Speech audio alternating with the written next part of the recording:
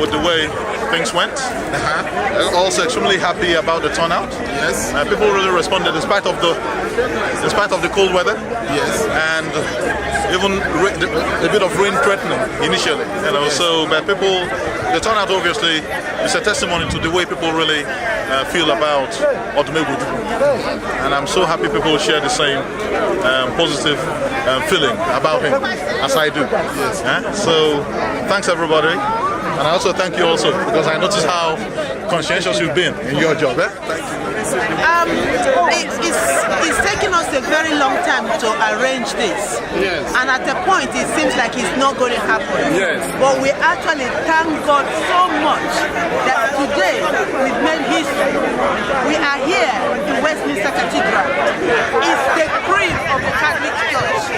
And we have to give thanks to the main organizers who are the focus, AFAM and Mega Clements.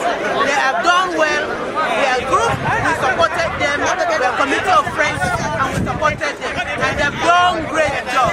And I will always have my hands up for them. And we have got more to come.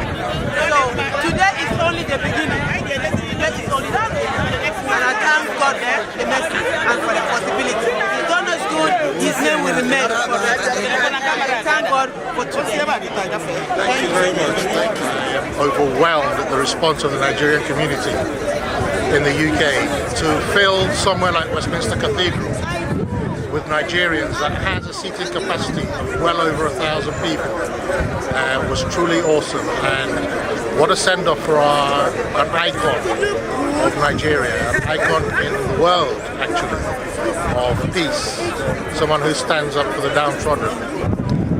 He will be deeply missed, and our condolences go out to the family. Just to introduce myself, my name is Greg Abani and I am the President of Ebonyi State Union in the UK.